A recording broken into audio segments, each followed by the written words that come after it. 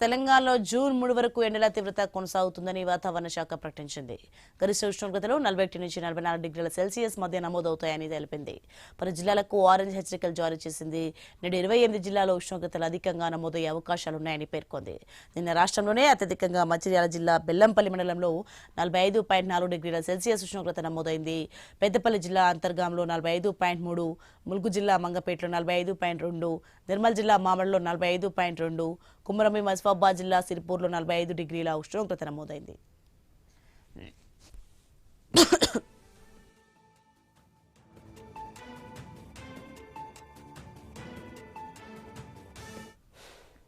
ఇక రాష్ట్ర వ్యాప్తంగా ఎండల తీవ్రత కారణంగా నిన్న వివిధ ప్రాంతాల్లో వడదెబ్బకు గురై 13 మంది మృతి చెందారు. ఉమ్మడి ఖమ్మం జిల్లాలో 5, కరీంనగర్లో 3, నల్గొండలో 3, నిజామాబాద్లో 1, సిద్దిపేటలో 1 ప్రాణాలు కోల్పోయారు. ఇక అరేబియా మహాసముద్రంతో పాటు లక్షద్వీప్, ఆగ్నేయ, నైరుతి బంగాళాఖాతం ప్రాంతాల్లో నైరుతి రుతుపవనాలు విస్తరించాయి.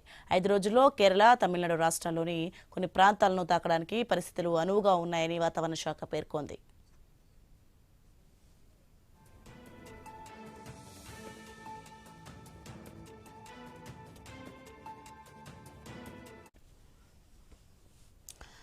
బ్రేకింగ్ చూస్తున్నాం. తెలంగాణలో జూన్ 3 వరకు ఎండల తీవ్రత కొనసాగుతుందని వాతావరణ శాఖ అయితే ప్రకటించింది. గరిష్ట ఉష్ణోగ్రతలు 41 నుంచి 44 డిగ్రీల సెల్సియస్ మధ్య నమోదవుతాయని తెలిపింది. రెడ్డిగా ఇదే అంశానికి సంబంధించి మరింత సమాచారం మా ప్రతినిధి మెదక్ నుంచి క్రాంతి అందిస్తారు ఫోన్లో. క్రాంతి, తెలంగాణలో జూన్ 3 వరకు అయితే ఎండలు బీభత్సంగా ఉన్నట్లుగా తెలుస్తుంది. దీనికి సంబంధించిన పూర్తి అప్డేట్స్ ఏంటి?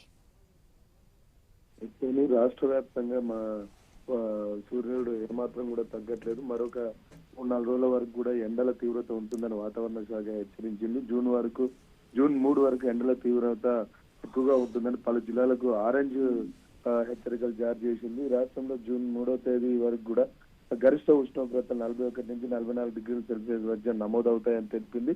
పలు జిల్లాలకు ఆరెంజ్ హెచ్చరికలు జారీ చేసింది. 31వ తేదీన 28 జిల్లాలకు, జూన్ 1న 11 జిల్లాలకు, జూన్ 2వ తేదీన 12 జిల్లాలకు, జూన్ 3వ తేదీన 17 జిల్లాల్లో ఉష్ణోగ్రత అధికంగా నమోదయ్యే అవకాశం ఉంటుందని చెప్పి వాతావరణ శాఖ అంచనా వేస్తుంది. ఇక శనివారం చూసుకున్నట్లయితే మన తెలంగాణ రాష్ట్రంలో అత్యధికంగా మంచిర్యాల జిల్లా బెల్లంపల్లి మండలంలో 45.4 డిగ్రీల సెల్సియస్ ఉష్ణోగ్రత నమోదైంది. పెద్దపల్లి జిల్లా అంతర్గాంలో 45.3 డిగ్రీలు, ములుగు జిల్లా మంగపేటలో 45.2, నిర్మల్ జిల్లా మామడలో 45.2, కుమరంభీం ఆసిఫాబాద్ జిల్లా సిర్పూర్తి మండలంలో 40 డిగ్రీల సెల్సియస్ నమోదైంది. మొత్తంగా చూసుకున్నట్లయితే ఓవరాల్ గా రాష్ట్ర వ్యాప్తంగా సరాసరి 45 డిగ్రీల ఉష్ణోగ్రత నమోదవుతుంది. ఇక ఈ వడదెబ్బతోటి నిన్న రాష్ట్ర వ్యాప్తంగా 13 మంది మృతి చెందినట్టు అధికారికంగా తెలుస్తూ ఉంది. ఇందులో అత్యధికంగా ఉమ్మడి ఖమ్మం జిల్లాలో 5, కరీంనగర్ జిల్లాలో 3, నల్గొండలో 3, నిజామాబాద్ లో 1, సిద్దిపేట జిల్లాలో 1 మరణించారు. ఓవరాల్ గా మనం చూసుకున్నట్లయితే మరికొద్ది రోజుల వరకు ఈ సూర్యుని ప్రతాపము, ఎండల వేడిని మనం భరించాల్సి వస్తుంది. ఇక నైరుతికి సంబంధించిన సమాచారం చూసినట్లయితే నైరుతి కూడా మనకి కాస్త భారత భూభాగంలోకి వచ్చినట్టు అధికారులు చెబుతూ ఉన్నారు. ప్రధానంగా మనం చూసుకున్నట్లయితే ప్రస్తుతం శనివారం నాటికే అరేబియా మహాసముద్రంతో పాటు లక్షద్వీప్, ఆగ్నేయ, నైరుతి బంగాళాఖాత ప్రాంతాల్లో నైరుతి ఋతుపవనాలు విస్తరించాయని వాతావరణ శాఖ అధికారులు చెప్తున్నారు. మరో 5-6 రోజుల్లో కేరళ, తమిళనాడు రాష్ట్రాల్లోని కొన్ని ప్రాంతాలను నైరుతి ఋతుపవనాలు తాకడానికి అవకాశం ఉందని వాళ్ళు అంచనా వేస్తున్నారు. ఒక నైరుతి ఋతుపవనాలు కనుక మన భూభాగాన్ని తాకితే కొంత వాతావరణం చల్లబడే అవకాశం ఉంది. అప్పటి వరకు కూడా ఇదే పరిస్థితి కొనసాగే మనకు కనిపిస్తుంది. మొత్తానికి ఓవరాల్ గా చూసుకున్నట్లయితే రాష్ట్ర వ్యాప్తంగా కూడా అత్యధికంగా 45 డిగ్రీల సెల్సియస్ ఉష్ణోగ్రత నమోదవుతుంది. మరి 3 రోజుల పాటు ఇదే పరిస్థితి ఉండే అవకాశం ఉంది కాబట్టి ప్రజలు జాగ్రత్తగా ఉండాలని అధికారులు హెచ్చరిస్తున్నారు.